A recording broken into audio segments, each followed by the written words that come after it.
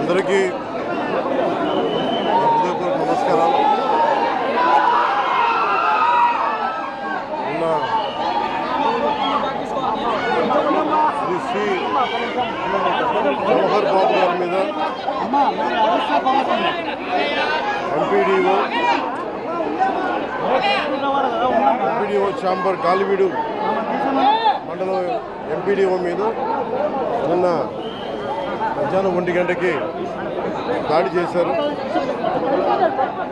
దాడి చేసిన వ్యక్తి గతంలో ఈయన లాయరు, గతంలో ఈయన ఏపీ స్టేట్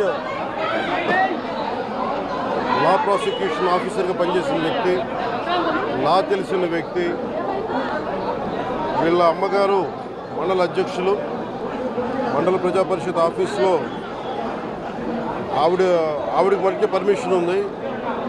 సో నేను ఎంపీడీఓ దగ్గరికి వచ్చి మాకు తాళాలు కావాల రూమ్ కంటే ఎంపీడీఓ మన జవహర్ బాబు గారు అని చెప్పారు. అది ఎవరైతే డెసిగ్నేటెడ్ వ్యక్తి ఉన్నారో వారికి వేస్తారు కానీ వాడి కుటుంబ సభ్యులకి ఇవ్వమంటే ఆయనతో పాటు దాదాపు 11 మంది 15 మంది దాకా అనుచరులు వచ్చి ఆయన మీద దాడి చేశారు. ముందుగా జవహర్ బాబు గారు ఆరోగ్య పరిస్థితి ఎలా ఉందని అడిగారు. వైద్యం సరైన వైద్య విధానాలు జరుగుతున్నాయి లేదని దాని గురించి మాట్లాడాం. అలాగే నేను ఇక్కడికి ప్రత్యేకించి ఎందుకు పరామర్శించి రావడానికి ఎందుకు అనుకున్నామంటే ఇది ఒక్కరి మీద జరగల, రాష్ట్ర యంత్రాంగం మీద దాడిగా చూస్తున్నాం. దీన్ని వైసీపీ నాయకులకి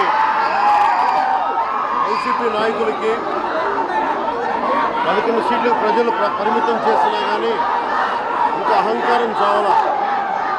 ఈ అహంకారం తగ్గే వరకు మిమ్మల్ని వదలం. ఇతనికి దాడి చేయడం అనేది కొత్త కాదు. జల్లా సుదర్శన్ రెడ్డి గారికి గతంలో కూడా ఈయన ఇదే ఎంపీడీఓలో ప్రతాప్ గారి మీద దాడి చేశారు, శేఖర్ నాయక్ గారి మీద దాడి చేశారు, అలాగే శ్రీనివాసులు రెడ్డి గారి మీద దాడి చేశారు. ఇది వీళ్ళ రాజ్యాలు అనుకుంటా ఉన్నారు. ఇష్టానికి మేము చేసుకోవచ్చు. నేను జవహర్ బాబు గారు కూడా చెప్పింది ఏంటంటే రూమ్ తాళాలు అడిగారు. మీ అమ్మగారికి ఇస్తాం, అది ఆవిడ మండల పరిషత్తు ఆవిడకి పదవి ఉంది కాబట్టి వాళ్ళ పిల్లలకి ఇవ్వమంటే ఎందుకు ఇవ్వం అని చెప్పి వాళ్ళ మనుషులు దాడి చేసి అమానుషంగా కొట్టారు. ఆయనకి హై బీపీ ఉన్న వ్యక్తి, హార్ట్ ప్రాబ్లం ఉన్న వ్యక్తి, పైగా కూర్చోబెట్టి కులాన్ని దూషించడం.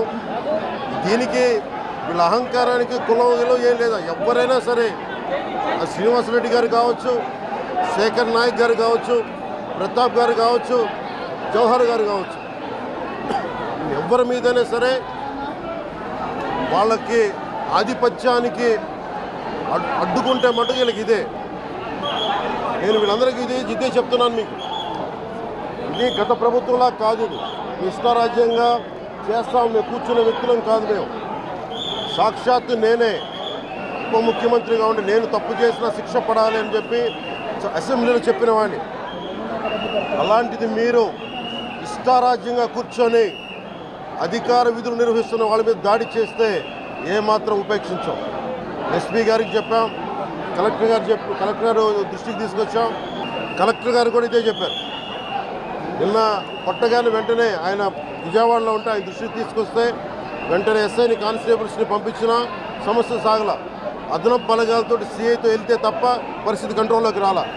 ఎలా కొట్టారంటే లోపల గడిపెట్టి మరి ఎవరిని రానివ్వకుండా గడిపెట్టి మరి ఆయన అమానుషంగా దాడి చేశారు. నువ్వు ఎలా వస్తావు ఇక్కడికి? ఎవరో వీళ్ళు చెప్పిన మాటలకి తొత్తులు కావాలి వీళ్ళకి. ఈ రోజున నా దృష్టిలోకి వచ్చింది, ఇది మొదటిసారి కాదు.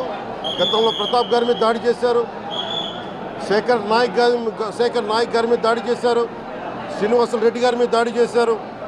వీళ్ళకి కులం ఎక్కువ తక్కువ లేదు. వీళ్ళకి అహంకారం నడినెత్తి మీదకి వచ్చి కొట్టుకుంటా ఉంది.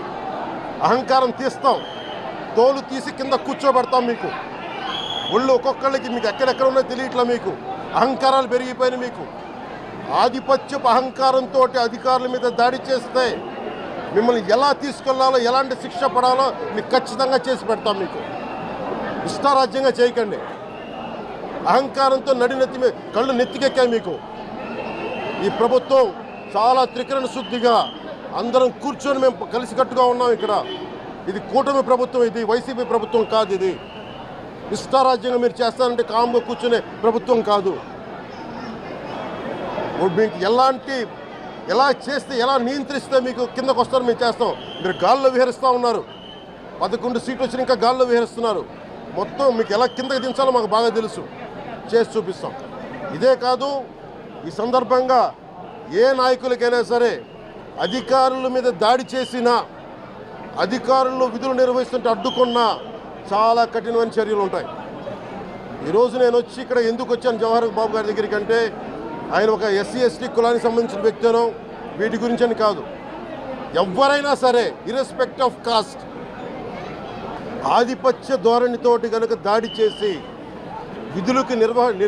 విధుల నిర్వహణకు అడ్డం వస్తే ఇది ఉపేక్షించే ప్రభుత్వం కాదు. ఎస్పీ గారికి కూడా చాలా స్పష్టంగా చెప్పాం. వారికి ఎవరైతే తప్పించుకొని తిరిగారు ఇంకో 9 మంది, వారిని కూడా పట్టుకోమని చెప్పాం. వారికి తగిన విధంగా కౌన్సిలింగ్ చేయాలి, అలాగే కఠినమైన శిక్షలు పడాలి. మీరు లాయర్లు అయి ఉండొచ్చు గతంలో, మీ చట్టాలు కానీ మీ గతంలో మీ అధికారాలు కానీ ఏవి మిమ్మల్ని రక్షించలేదు, మీరు గుర్తుపెట్టుకోండి. అలాగే ఈ విషయంలో ప్రజలకు కూడా చెప్తా ఉన్నాను, యువతకు కూడా చెప్తున్నాను, ప్రత్యేకించి రాయలసీమ యువతకు కూడా చెప్తున్నాను, మహిళలకు కూడా చెప్తున్నాను, మీరు దయచేసి భయపడకండి. ఈరోజు జవహర్ బాబు గారి భార్య భయపడతా ఉన్నారు. మీరు మాట్లాడితే కూర్చొని వాళ్ళ నాయకుడు కూడా మీరు కూర్చొని ముందు ఇవి కరెక్ట్ చేయండి, ఇలాంటివి కరెక్ట్ చేయండి, మీ పార్టీ వర్గాలను మీరు నియంత్రించుకోండి. 11 సీట్లు వచ్చినా ఇంకా మీరు దాడులు చేస్తూ ఉంటే మటుకు ఉపేక్షించే ప్రభుత్వం కాదు ఇది. అలాగే ముఖ్యంగా రాయలసీమ యువతకు చెప్తున్నాను, ఇలాంటి తప్పులు జరిగినప్పుడు, ఆధిపత్య అహంకారంతో దాడులు చేస్తున్నప్పుడు నిజంగా మీరు ఎదుర్కోండి, మేము అండగా ఉన్నాం మీకు. నాయకులకు కూడా భయపడకుండా మీరు ఎదుర్కోండి, నిలువరించండి, వీళ్ళని భయపడకండి. మీరు ఇలా భయపడే ఈ రోజున ఒక ఎస్సీ అధికారి జవహర్ బాబు గారి మీద దాడి చేసి కులం పేరుతో దూషించారు. అన్ని రకాలు నువ్వు ఎలా తిరుగుతావో చెప్పి దూషించారు. నువ్వు వెళ్ళి రిటైర్ అని నేను చంపేస్తావని చెప్పి బెదిరిస్తూ ఉన్నారు. ఇవన్నీ సాక్కూడదంటే కేవలం ఇది పోలీసు ప్రభుత్వాలే కాదు, దీనికి ప్రజలు కూడా దీనికి స్పందించాలి. ఓట్లేసి మన పని అయిపోయిందంటే కాదు, ఇలాంటి వాటికి మీరు బయటకు వచ్చి మాట్లాడాలి. భవిష్యత్తులో ఇలాంటి నాయకులు మళ్ళీ ఎన్నికల్లో పాల్గొనాలంటే కూడా వాళ్ళకి భయం రావాలి. మీరు ఆ స్థితిలో ప్రజలు కూడా దీన్ని అప్రమత్తంగా మీరు కూడా దీనికి బాధ్యత వహించండి. ప్రభుత్వం మీకు అండగా ఉంటుంది. అలాగే జవహర్ బాబు గారి భార్య ఒకటే భయపడుతూ ఉన్నారు, అయ్యా మేము నిస్సహాయతలో ఉండేవాళ్ళం, మేము ఎస్సీ మాల కులానికి చెందిన వాళ్ళం, మాకు భయాలు వేస్తున్నాయి, మాకు ఎవరు లేరు మాకు అండగా ఉంటే వాళ్ళకి ఇదే చెప్తున్నాను, మేము భరోసా ఇస్తున్నాం. పక్కనే కలెక్టర్ గారు ఉన్నారు, ఎస్పీ గారు ఉన్నారు, ఎమ్మెల్యే గారు ఉన్నారు, మిగతా జిల్లా సంబంధించిన నాయకులందరూ ఎమ్మెల్యేస్ ఉన్నారు, నాయకులు ఉన్నారు. మేము అందరి తరఫున మాటిస్తున్నాం, మీకు ఏమాత్రం ప్రాణభద్రతకి ఏమైనా ముప్పు కలిగినా మేమందరం మీకు అండగా ఉంటాం, కఠినమైన శిక్షలు తీసుకుంటాం మీకు భరోసా ఇవ్వడం జరిగింది వాళ్ళకి. అలాగే డాక్టర్స్ని అడిగాను, వాళ్ళు చాలా లోపల కొట్టేశారు మొత్తం. ఆయన బాగలేదు, ఆరోగ్యం బాగాలేదు.